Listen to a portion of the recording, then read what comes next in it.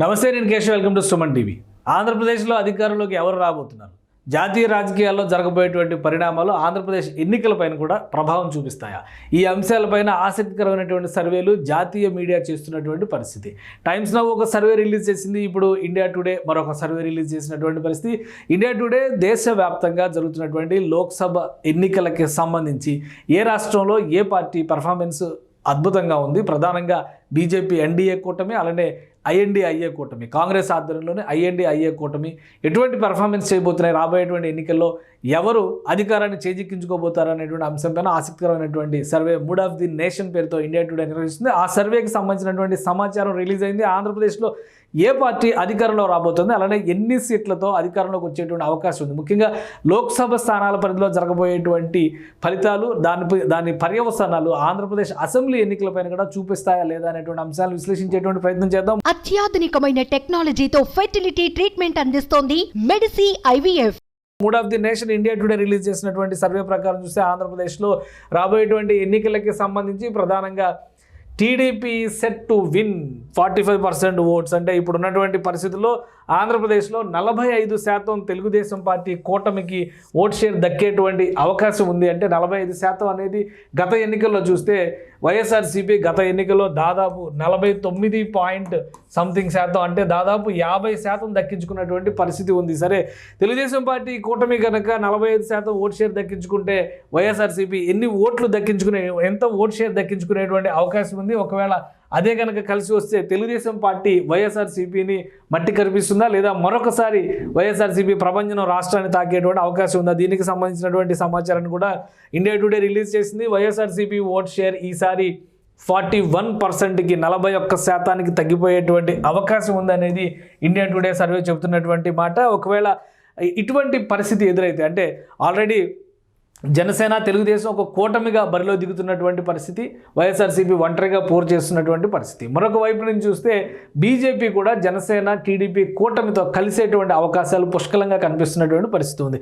So ఈ నేపథ్యంలో 45% vote share, 41% vote share, ఈ రెండింటి మధ్య ఉన్నటువంటి రీతిలో లోక్సభ స్థానాల విషయంలో ఇండియా టుడే ఒక ఆసక్తికరమైనటువంటి ఫిగర్ని చెప్పేటువంటి ప్రయత్నం చేసింది. ఆంధ్రప్రదేశ్ ఎన్నికల్లో ఏ పార్టీ ముందంజలో ఉండబోతుంది అనేటువంటి విషయాన్ని తేల్చి చెప్పేటువంటి ఫిగర్ అది. ఆ అంశాన్ని ఒకసారి మనం పరిశీలించేటువంటి ప్రయత్నం చేద్దాం. ఇది చంద్రబాబు నాయుడు ఆధ్వర్యంలోని టీడీపీ 17 సీట్లు ఆంధ్రప్రదేశ్లో గెలవబోతుంది అనేటువంటిది ఈ సమాచారం. ఈ సర్వేలో, అంటే మూడ్ ఆఫ్ ది నేషన్ పేరుతో ఇండియా టుడే నిర్వహించినటువంటి సర్వేలో 17 సీట్లు ఆంధ్రప్రదేశ్లో గెలవడం ద్వారా విజయడంక మోగించబోతోంది. ఆంధ్రప్రదేశ్లో మరొకసారి తెలుగుదేశం పార్టీ అనేటువంటి సంకేతాలని ఇక్కడ ఇస్తున్నారు. అలానే సీట్ల విషయంలో 2019లో ఏం జరిగింది, 2024లో ఏం జరగబోతోంది, ఈ అంచనాలు కూడా ఒకసారి పరిశీలించేటువంటి ప్రయత్నం చేద్దాం. అలానే రాష్ట్ర రాజకీయాలకి సంబంధించినటువంటి అనేక కీలక అంశాలు ఇందులో ముడిపడి ఉన్నటువంటి పరిస్థితి. ముఖ్యంగా కాంగ్రెస్ పార్టీ రంగంలోకి వచ్చిన తర్వాత వైఎస్ షర్మిల రూపంలో ఇక్కడ బలోపేతం అవుతున్నటువంటి తరుణంలో ఆంధ్రప్రదేశ్లో ఎటువంటి పరిణామాలు జరిగేటువంటి అవకాశం ఉంది. ఇది కంపారిటివ్ స్టేట్మెంట్ ఇచ్చినటువంటి పరిస్థితి. 2019 లోక్సభ ఎలక్షన్స్ పరిస్థితి ఏంటి, అలానే 2024 ప్రొజెక్షన్స్ ఏ విధంగా ఉంటాయనేటువంటి అంశాన్ని India Today mood of the nation విశ్లేషించేటువంటి ప్రయత్నం చేసింది. ఇక్కడ ఎన్డీఏ కూటమి, అంటే గత ఎన్నికల్లో 2019 ఎన్నికల్లో ఎన్డీఏ కూటమి విడిగా బరిలోకి దిగినటువంటి పరిస్థితి. ఏ పార్టీకి ఆ పార్టీ వేరువేరుగా పోటీ చేసినటువంటి పరిస్థితి. సో బీజేపీ కేవలం 1% మాత్రమే అక్కడ పరిమితమైనటువంటి పరిస్థితి ఉంది. ఈ నేపథ్యంలో చూస్తే ఈసారి జరగబోయేటువంటి ఎన్నికల్లో, అంటే అలానే ఈసారి జరగబోయేటువంటి ఎన్నికల్లో బీజేపీ పర్ఫార్మెన్స్, విడిగా బీజేపీ పర్ఫార్మెన్స్ని కనుక క్యాలిక్యులేట్ చేస్తే 1% పెరిగేటువంటి ఛాన్సెస్, అంటే 2% పెరగబోతుంది, 1% హైక్ కనిపిస్తున్నటువంటి పరిస్థితి ఉంది 2024 ప్రొజెక్షన్స్లో చూస్తే. అలానే కాంగ్రెస్ పరిస్థితి, ఐఎన్డీఐఏ కూటమిలో కూడా గత ఎన్నికల్లో ఎవరో కలిసి పోటీ చేసినటువంటి పరిస్థితి లేదు. కాంగ్రెస్ కేవలం 1%కే పరిమితమైంది. ఈసారి 3%, అంటే బీజేపీ కంటే కూడా 2% అదనంగా, ఇక్కడ 1% అదనంగా పర్ఫార్మెన్స్ కాంగ్రెస్ చూపించే ఛాన్సెస్ ఉన్నాయి. బికాస్ ఆఫ్ షర్మిల కావచ్చు, షర్మిల ఎంట్రీ తర్వాత మారినటువంటి పరిణామాలు కావచ్చు అనేది మూడ్ ఆఫ్ ది నేషన్ వేస్తున్నటువంటి అంచనా. ఇక 2019 ఎలక్షన్స్లో 49% ఓట్ షేర్ దక్కించుకోవడం ద్వారా వైఎస్ఆర్సీపీ అధికారంలోకి వచ్చింది. ఆ రోజు గవర్నమెంట్ను ఫామ్ చేసింది. 151 క్లీన్ స్వీప్, తుఫాన్ లాంటి మెజారిటీతో ఆ రోజు వైఎస్ఆర్సీపీ అధికారంలోకి వచ్చినటువంటి పరిస్థితి. ఇప్పుడు ఉన్నటువంటి పరిస్థితిని చూస్తే కనుక 41%కి పడిపోతుంది. అంటే దాదాపు 8% లాస్ కనిపిస్తుంది వైఎస్ఆర్సీపీకి సంబంధించినటువంటి ఓట్ షేర్లో. కాబట్టి ఇది ఒక భారీ దెబ్బగా మారేటువంటి పరిస్థితులు ఉన్నాయనేది ఇక్కడ చెబుతున్నటువంటి సారాంశం. ఇక తెలుగుదేశం పరిస్థితి చూద్దాం. ఇక్కడ తెలుగుదేశం జనసేనని కలగలిపి చూడాల్సినటువంటి పరిస్థితి ఉంటుంది. ఎందుకంటే గత ఎన్నికల్లో విడివిడిగా పోటీ చేసినప్పటికీ తెలుగుదేశం పార్టీ 40% ఓట్ షేర్ దక్కించుకున్నటువంటి పరిస్థితి. ఈసారి 45%, 5% ఇంప్రూవ్ కావడం ద్వారా 5% పెంచుకున్నటువంటి పరిస్థితి ఉంది. ఇక ఇతరులకు సంబంధించి ఈక్వల్ పొజిషన్లోనే ఉంది. గతంలోనూ 9% ఉంది, ఇప్పుడు 9% ఉంది. కాబట్టి ఈ పర్ఫార్మెన్స్తో ఇప్పుడు ఉన్నటువంటి రాజకీయాల్లో, ఈ పర్ఫార్మెన్స్ ద్వారా ఇప్పుడు ఉన్నటువంటి రాజకీయ పరిస్థితుల్లో ఏ విధమైనటువంటి నంబర్ని దక్కించుకునేటువంటి ఛాన్సెస్ ఉన్నాయి. దీనికి సంబంధించి mood of the nation survey ఎటువంటి అంచనాలని ప్రజల ముందుకు తీసుకొచ్చిందో కూడా ఒకసారి విశ్లేషించేటువంటి ప్రయత్నం చేద్దాం. ఇది లోక్సభ స్థానాలకు సంబంధించినటువంటి పర్ఫార్మెన్స్. 2019 ఎలక్షన్స్లో పరిస్థితి ఇది, 2 చోట్ల కూడా 0-0. ఈసారి ప్రొజెక్షన్స్లో కూడా కాంగ్రెస్ అండ్ బీజేపీకి సంబంధించి జీరోలే కనిపిస్తున్నటువంటి పరిస్థితి ఉంది. ఇక ఇక్కడ వైఎస్ఆర్సీపీకి సంబంధించి ఒక టెక్స్ట్ మిస్టేక్, ఒక రకంగా 22 సీట్లు వైఎస్ఆర్సీపీ 2019 ఎలక్షన్స్లో గెలిచినటువంటి పరిస్థితి. ఈసారి అది 8కి పడిపోయేటువంటి పరిస్థితి ఉంది. అంటే దాదాపు బిగ్ లాస్ అనేటువంటి అభిప్రాయం చూపిస్తున్నటువంటి పరిస్థితి. 8 సీట్లు అంటే 22 నుంచి 8 సీట్లకు పడిపోవడం అంటే 14 సీట్లు లాస్ అవుతున్నటువంటి పరిస్థితి ఉంది ఇక్కడ.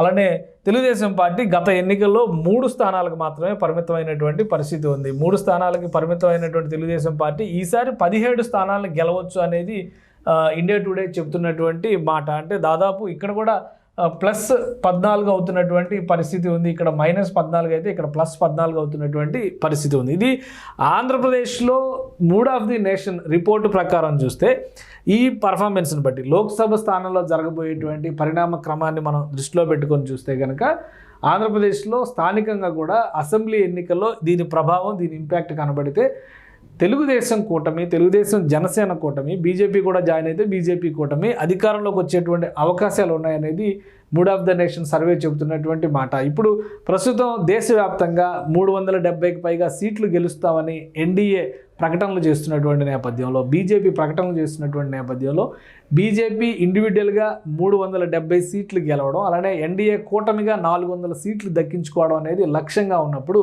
ఎన్డీఏలోకి ఎవరెవరు రాబోతున్నారు?